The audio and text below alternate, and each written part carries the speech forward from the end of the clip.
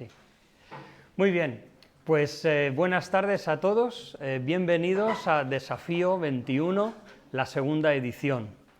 El propósito de estas conferencias desde un principio ha sido poder ayudar a obreros, pastores, diáconos, iglesias, poder dar argumentos desde una perspectiva conservadora, que es la postura de nuestra institución, y el propósito es eso, ayudar. Uno de nuestros valores es ayudar a la iglesia local, para eso existimos, no somos por decirlo así, un convento de cerebritos, sino lo que deseamos es servir.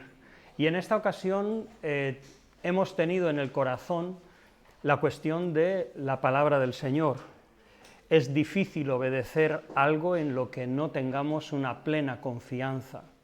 Y por eso es nuestras conferencias desde diferentes puntos de vista de inspiración, fiabilidad y la autoridad de las Escrituras. Vamos a tener tenéis un programa para cada uno.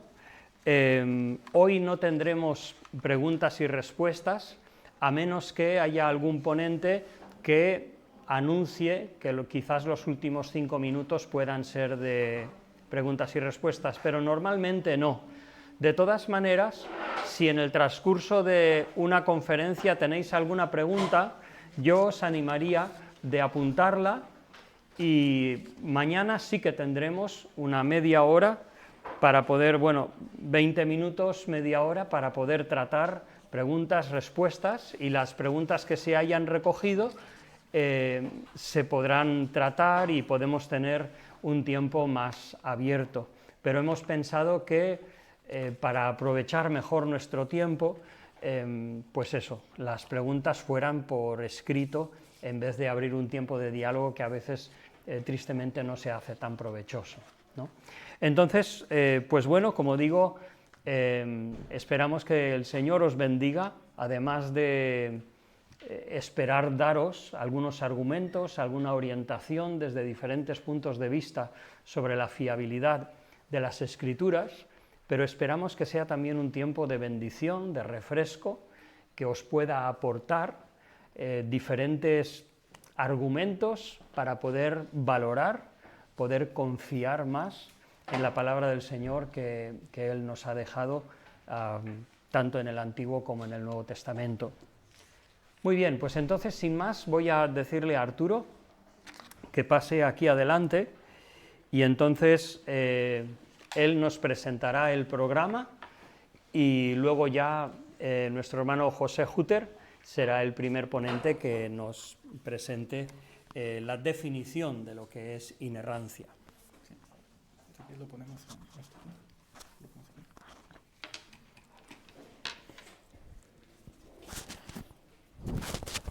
Sí, buenas tardes a todos. Es un privilegio presidir esta sesión. Y bueno, solo un anuncio breve. Mañana la sesión será en capilla, no será en esta misma aula. Entonces será en el edificio que tenemos de aquel lado. Y todos, hemos puesto el programa en cada uno de los asientos y pues lo vamos a ir siguiendo, ¿sí? El día de hoy va a hablar tanto José Hutter, que será la primera sesión, que hará lo que viene siendo la definición de la inerrancia, saber exactamente qué es, qué no es, y veremos esa breve introducción. Después pasaremos a la inerrancia en la historia de la Iglesia con Andrés Mesmer, que va a dar un preámbulo histórico resumido de todo esto. Y veremos justo después de eso un descanso y después pasaremos con el tema de autoridad y fiabilidad de los profetas con Bernard Koster. Y es también un privilegio tener pues expositores reconocidos, autores de libros, tanto de historia como de los salmos, como de la historia protestante en España.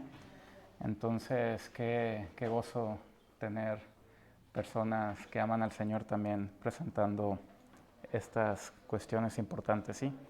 Pues sin más preámbulo, oramos y así comenzamos un poco más temprano y le cedo lugar a José para que exponga, ¿sí? Vamos a orar. Padre, gracias por la bendición que tenemos de estar aquí el día de hoy. En libertad, Padre, te pido que tú nos des ojos para ver, oídos para oír y un corazón para entender. Que seas con cada uno de los expositores, también con nosotros como receptores, y que podamos ver la importancia de tu palabra, cómo esta palabra tiene autoridad, realmente nos lleva a conocerte, como lo que escuchamos, la fe viene por el oír y el oír por la palabra de Dios, y que esto realmente nos ayude en nuestro crecimiento, nos aumente la fe y nos lleve realmente a adorarte más. Gracias, Padre, por esta oportunidad y te pido que tú nos bendigas. Te lo pedimos todo en el nombre de Cristo Jesús. Amén. Entonces, José, adelante. Bienvenido también a casa. Gracias. Y tienes la palabra. La ventaja cuando uno tiene una corbata.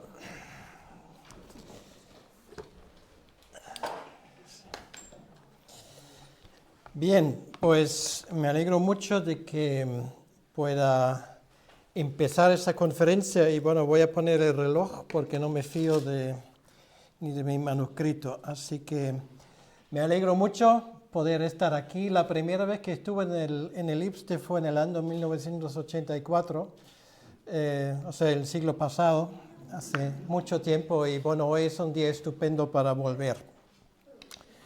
Así que el tema es la inerrancia, definición y casos. Entonces vamos a hablar un poco en términos generales para que entendamos qué es exactamente inerrancia y lo que no es, y luego vamos a ver si lo aplicamos un poco en términos generales de los detalles. Luego estoy seguro se ocuparán los demás conferenciantes.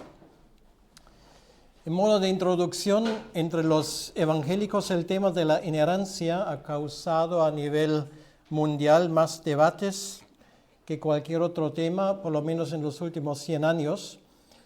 Pero en el contexto español tenemos justo lo contrario. No es uno de los temas que se debate con frecuencia en organismos evangélicos aquí. De hecho, prácticamente no existe ningún libro, bueno, hay alguno que otro, pero muy escaso, que versa sobre el tema y que fuera escrito originalmente en español. Traducciones sí hay unos cuantos. Sin embargo, es un tema absolutamente fundamental para nuestra hermenéutica, como veremos, y por ende para nuestra doctrina y por ende para nuestra ética. La manera como tratamos el tema y lo que hacemos con el concepto de la inerrancia de la Escritura tendrá consecuencias importantes para todo lo que sigue y todo lo que tenga que ver con nuestra fe y nuestra teología. Esto lo reconocen incluso aquellos que nunca afirmarían su creencia en la inerrancia de las Escrituras. Voy a citar una persona que luego en el libro saldrá con nombre y apellido, aquí me lo voy a orar, que dice lo siguiente, cito: el origen de las Escrituras ha sido tema de reflexión continuado hasta llegar a proponer como doctrina la inspiración plenaria y verbal, lo que indica que la totalidad de las Escrituras han sido inspiradas, plenaria, y además lo ha sido en cada una de sus palabras, entre paréntesis, verbal.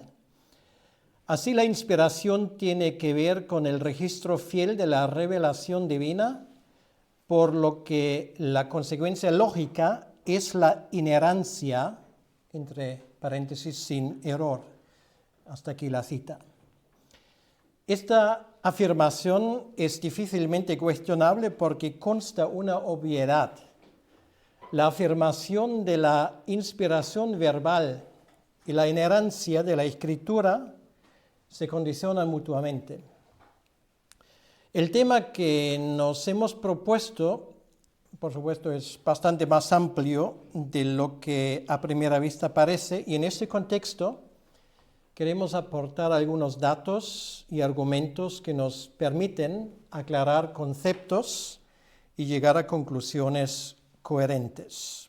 Con esto vamos al siguiente punto, que es el tema de la definición. Ya vamos a hablar un poco más en concreto. A raíz de lo visto, llegamos a la conclusión de que las informaciones que nos provee la Escritura tienen autoridad porque son correctas y además nos indica el libro que vienen de parte de Dios, que es la máxima autoridad. Por lo tanto, tenemos que entender la inerrancia de la Biblia como resultado de su inspiración divina, lo que nos facilita una revelación verídica que culmina en la venida de Jesucristo. En este sentido, la inerrancia es la ausencia de errores y engaños. Vamos a mantener esto de entrada. Cuando decimos que la Biblia es inerrante, queremos decir que es completamente verídica. Inerrancia significa, por lo tanto, una vez que se conocen todos los hechos, las escrituras en los manuscritos originales, propiamente interpretados, se demuestran como verídicos en todo lo que afirman, independientemente de si tiene que ver con doctrina, ética o las ciencias. En esta misma línea va la declaración de la Conferencia Internacional de la Inerrancia Bíblica, cuando afirma, cito, afirmamos que la Escritura, habiendo sido dada por inspiración divina, es infalible, así que lejos de llevarnos a conclusiones erróneas, es verdadera y confiable en todos los asuntos con los que trata. Final de la cita. Una vez definida la palabra inerrancia, queda por aclarar la diferencia entre las palabras inerrancia por un lado e infalibilidad por otro lado. Y esto es muy importante y esto es un poco curioso lo que voy a decir ahora. A primera vista, parece que el concepto de la inerrancia expresa que la Biblia no contiene errores, mientras el de la infalibilidad afirma que no puede contener errores. La idea de la infalibilidad parece, por lo tanto, a primera vista, como más estricta. Pero en el uso teológico, y así los teólogos son un poco así, que tienen la tendencia de complicar las cosas a veces.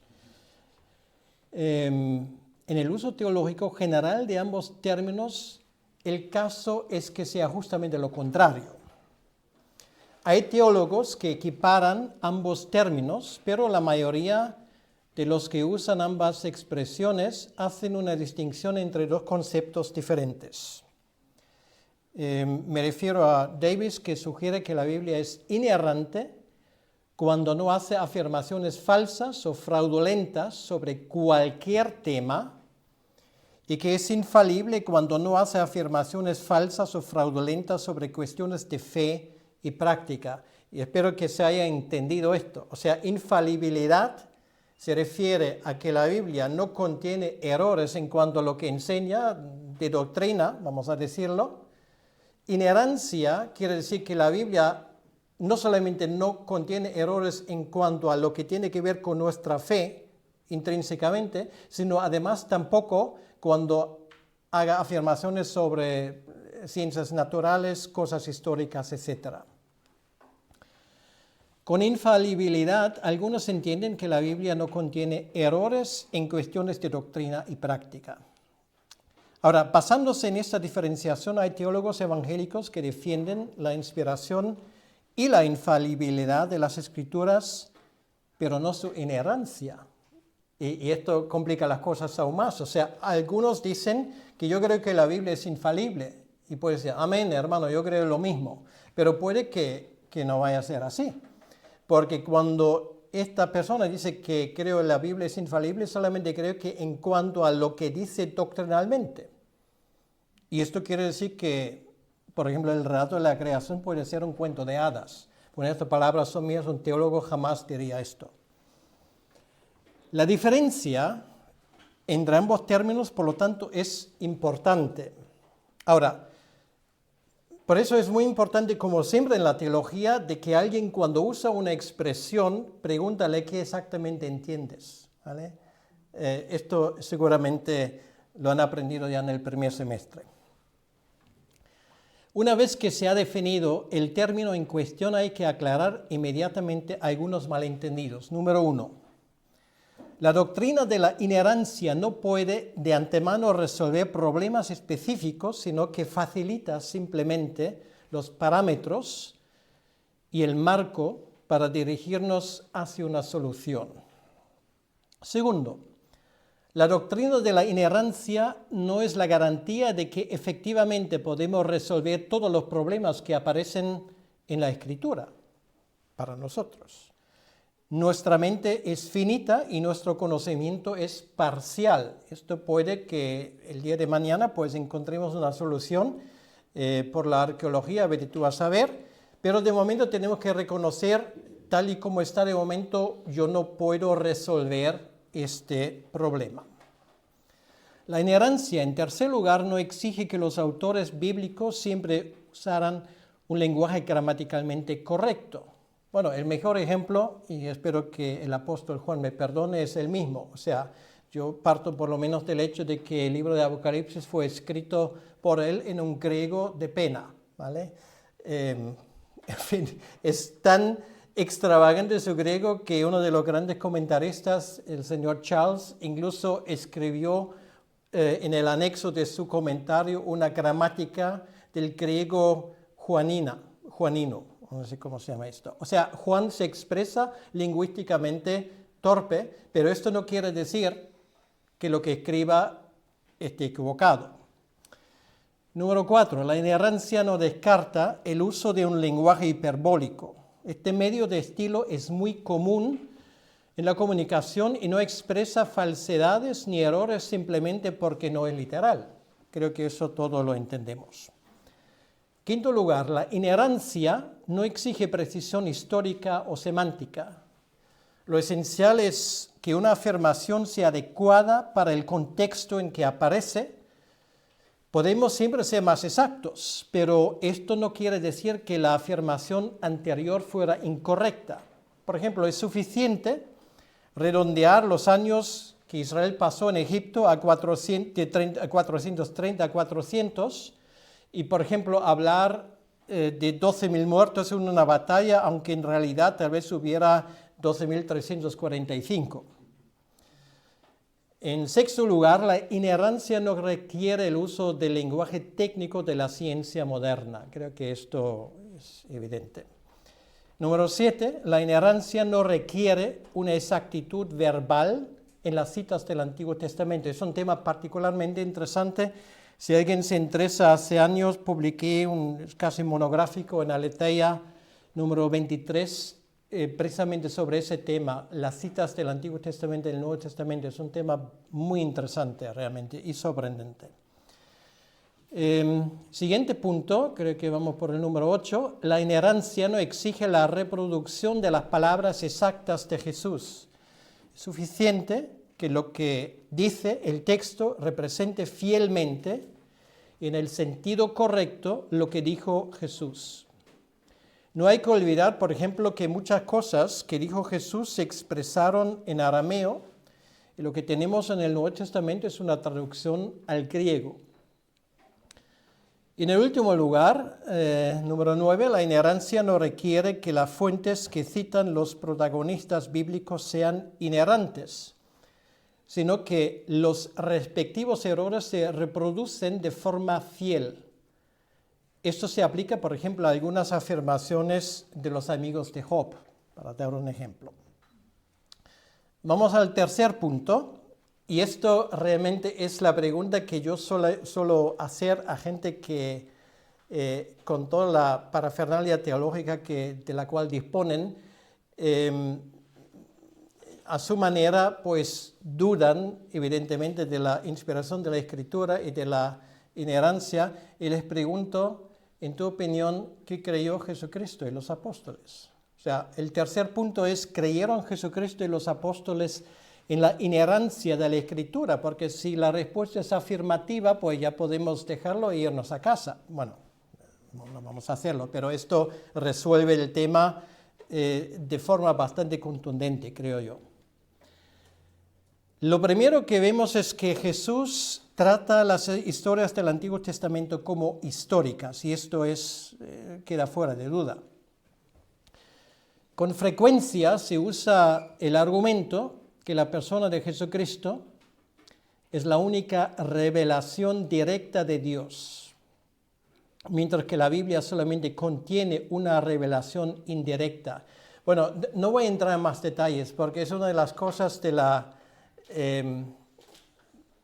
lenguaje teológico que muchas veces no se entiende realmente lo que el autor quiere decir, a menos que uno le pregunte, ¿cómo entiendes esto? Y esto es en la gran mayoría de los casos imposible.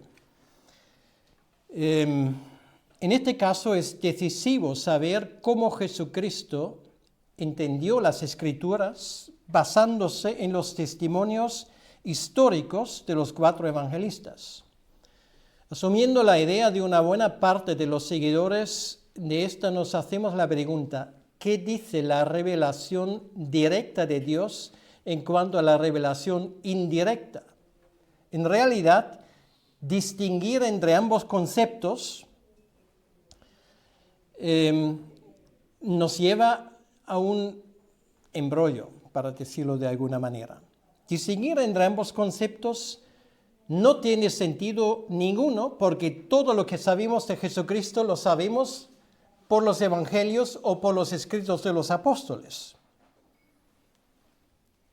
Con frecuencia se lee que Jesús se adaptaba conscientemente también a los errores de su tiempo porque estaba implicado en su encarnación y por lo tanto esto habla de su limitación. Bueno, ahí muchas veces se cita Filipenses capítulo 2, obviamente no voy a entrar en ese tema.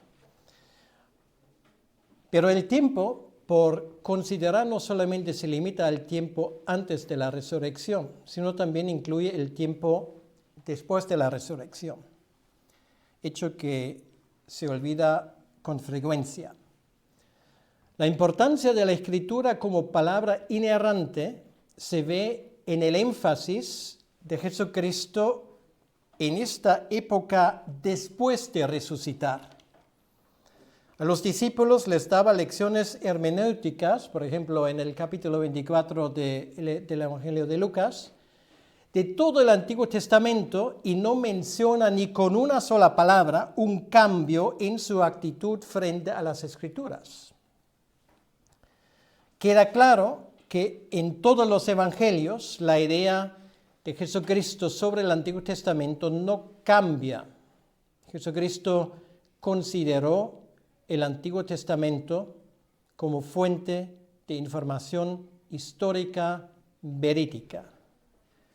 Bueno, antes hablamos un ratillo sobre el ejemplo de Carlos Barth. Carlos Barth, que hace esa diferencia, para algunos genial, para otros nefasta y otros ni siquiera se han dado cuenta, entre Geschichte, que en castellano significa historia, e Historie en alemán, que en castellano significa historia. Ahora, ¿cómo diferencias ambos conceptos? Pues para Carlos Barth había una diferencia porque el uno son hechos contados que eran así, y el otro, Geschichte, ya es difícil incluso escribir la palabra correctamente, estos simplemente son cosas que se han sacado de la manga, bueno, son mis palabras, que no son históricas. Y simplemente, pues a veces lees en traducciones al castellano que Carlos Barth defendió la historicidad de la Biblia, y un jamón. No lo hizo. Y si no sabes de esa diferenciación, no la vas a entender. Bueno, es simplemente un ejemplo. Veamos algunos ejemplos de su ministerio. El ministerio de Jesucristo, por ejemplo, se refiere a Abel. No voy a poner las citas, ¿vale? Porque esto aburre sobremanera. se refiere a Abel como, no solamente como personaje histórico, sino además como primer profeta, que para algunos esto es, ¿cómo que Abel era profeta? Sí, lo dice Jesucristo. Matasteis a todos los profetas empezando con Abel. Para él un personaje histórico. Por supuesto, Noé, Abraham, Sodoma y Gomorra, Lot. Él menciona a Isaac, Jacob, el maná, la serpiente en el desierto, David cuando comió los panes sagrados y un largo etcétera de referencias. Y finalmente, en Lucas 11:51 menciona también a Zacarías y demuestra de esa manera su idea general, que todo el Tanaj, todo el Antiguo Testamento para él es un relato histórico. Y después de esta larga lista, tampoco nos sorprende que Cristo y los apóstoles creyeran firmemente en el hecho de que la humanidad descendiera de una pareja histórica, Adán y Eva, exactamente como Génesis 1 y 2 nos relatan.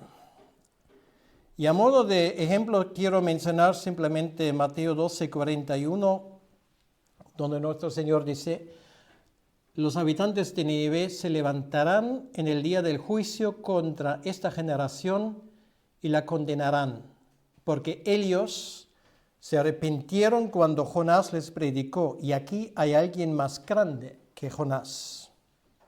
Ahora, ¿cómo se concilia esa referencia clara a la historicidad de los acontecimientos descritos en el libro de Jonás con la espiritualización de este relato tan popular en algunos círculos protestantes?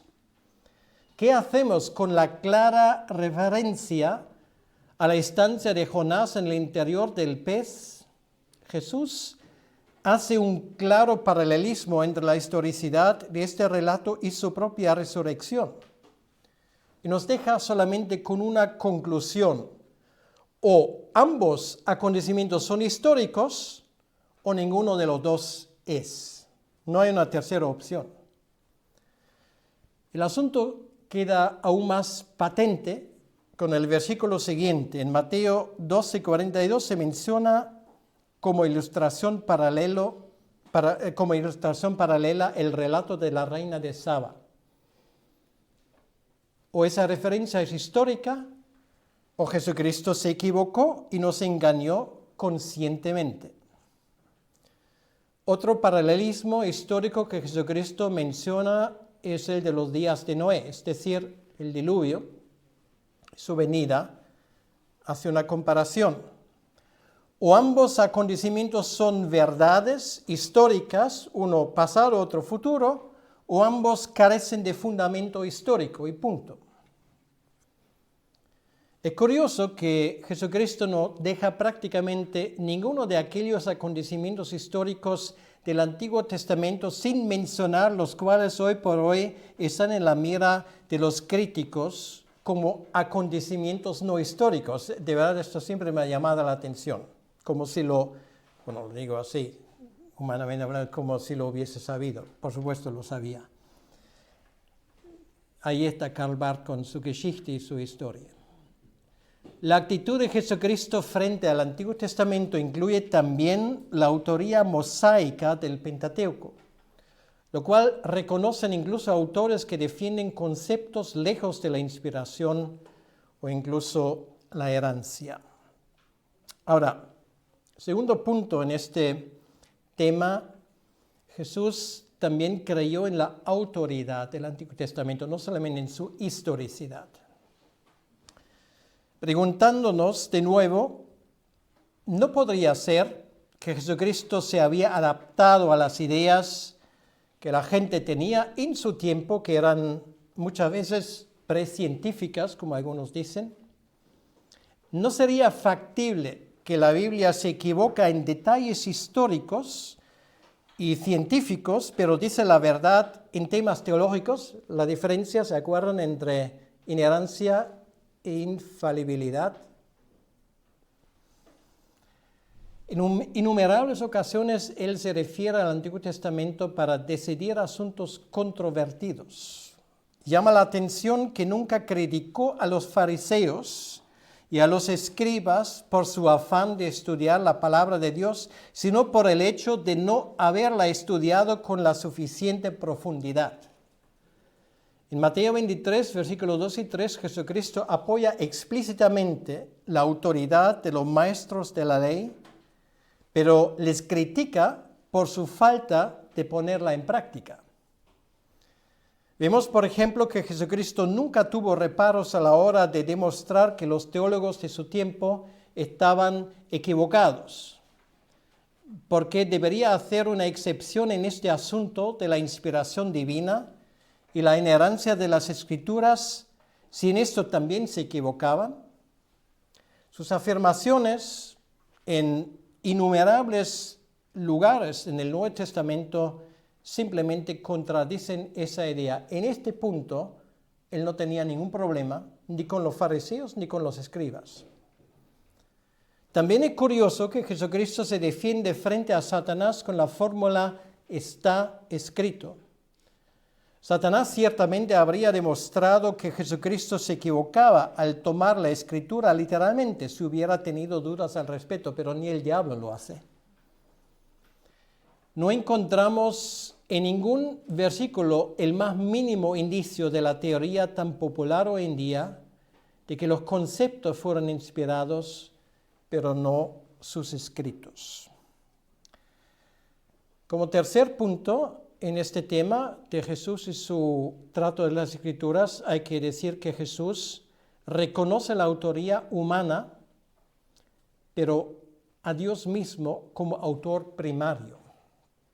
Es un punto particularmente curioso. Existe un intercambio entre las palabras Dios y Escritura en algunos versículos del Nuevo Testamento. Y aunque la mayoría se refiere a las epístolas de Pablo, Jesucristo mismo atribuye la frase en Génesis 2:24 a Dios, aunque el texto en el Antiguo Testamento no lo dice, sino más bien parece un comentario del autor humano del texto, que en mi opinión era Moisés. Jesús creía en la inerrancia de las Escrituras. Creo que esto podemos decir sin peligro a equivocarnos. La afirmación de la verdad literal de las Escrituras juntamente con la verdad histórica y doctrinal requiere una doctrina de inerrancia en asuntos históricos y doctrinales al mismo tiempo.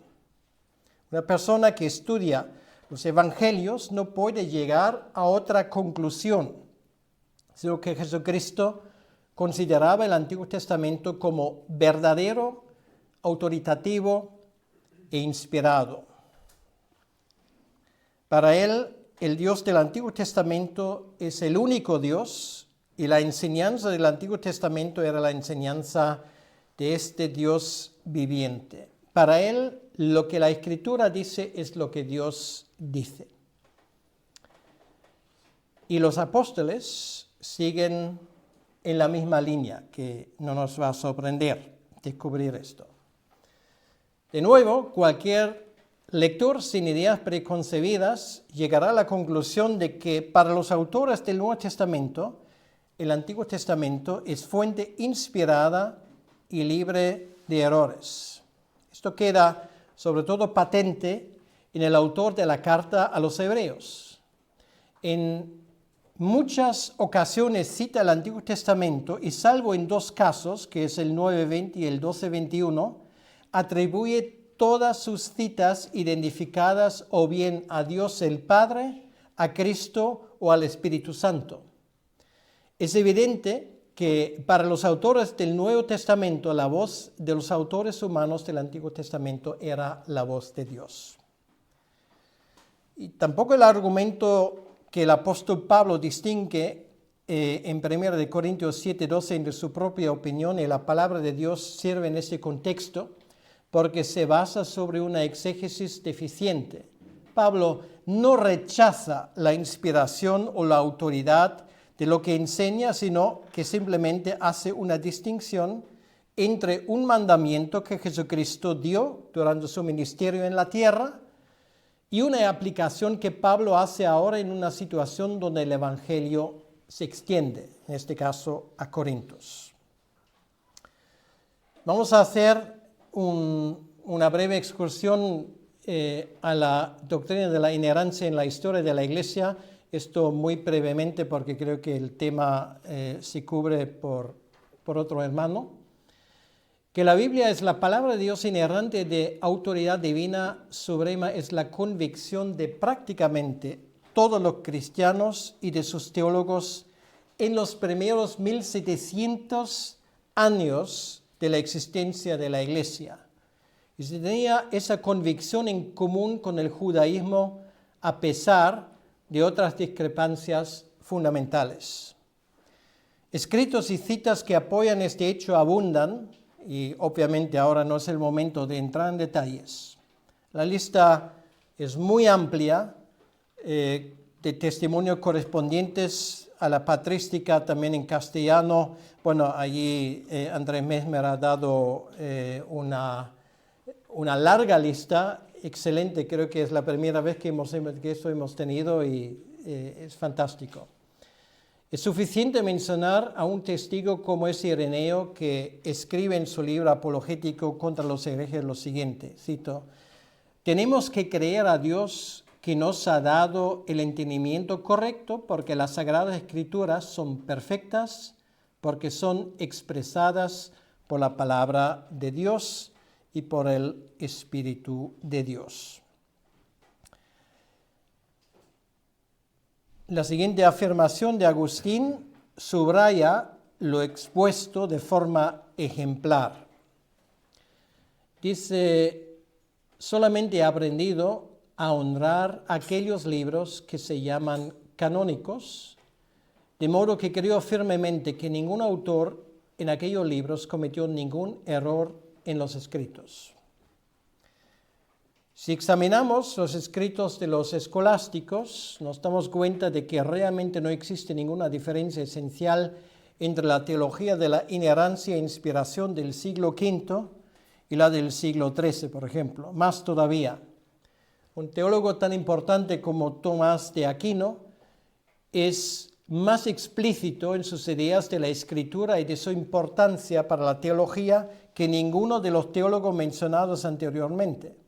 Tomás fue más lejos que ninguno en su afirmación de la inerrancia de la Escritura. Por ejemplo, dice, cito: «Es herético decir que existe algún error en los evangelios o alguna escritura canónica».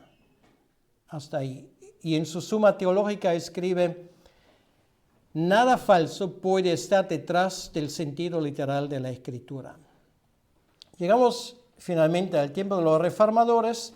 Y es curioso que, a pesar de sus discrepancias teológicas graves con la Iglesia Católica, en ningún momento los reformadores difieren sustancialmente con la Iglesia medieval en cuanto a la inerrancia de la Escritura. Y esa es la razón porque en las teologías sistemáticas de aquel tiempo, normalmente el tema de la inspiración no se trata. ¿Vale? ¿Por qué? Bueno, porque todo el mundo lo creía, ¿vale? No había necesidad. Pueden verlo que esto empieza más tarde y ya hay que poner, porque se cree en la inspiración y todo el tema de la bibliología, del tema de la inspiración, de la inerrancia, pues esto viene en teologías sistemáticas muy posteriores al tiempo de los apóstoles. A modo de conclusión, la defensa de la teología de la inerrancia me parece absolutamente fundamental. La inerrancia de la Escritura se haría añicos cuando se pudiera demostrar de forma fehaciente, y digo fehaciente, que la Biblia contiene errores factuales. Pero mientras estos supuestos errores se pueden explicar de una forma coherente y veraz, esta prueba no existe. Se confunden comúnmente dos conceptos. Una cosa es no poder explicar un fenómeno. Por ejemplo, mi esposa no sabe explicarme, ¿vale? Me dice con frecuencia: «José, no hay quien te entienda». Pero esto no quiere decir que yo no exista o que pues hay una discrepancia, digamos, esencial en mí. Simplemente muchas veces nos falta el entendimiento. Hay que decir, bueno, tengo que esperar hasta que lo entienda. La cuestión de la inspiración y de la inerrancia se limita simplemente a la pregunta, y ahí otra vez la cosa muy sencilla en el fondo. ¿Creemos en un Dios todopoderoso? Pues si creemos en un Dios todopoderoso, entonces, ¿dónde exactamente está el problema? En caso afirmativo, no debería haber ningún problema con la aceptación de un libro que nos habla de forma veraz de todo lo que menciona. De no ser así, deberíamos postular que un Dios todopoderoso sería incapaz de darnos un libro con información fidedigna y sin errores. Lo que no es posible metodológicamente es que una persona que excluye o limita lo sobrenatural juzga un libro sobrenatural con una metodología natural. Es una contradicción en sí.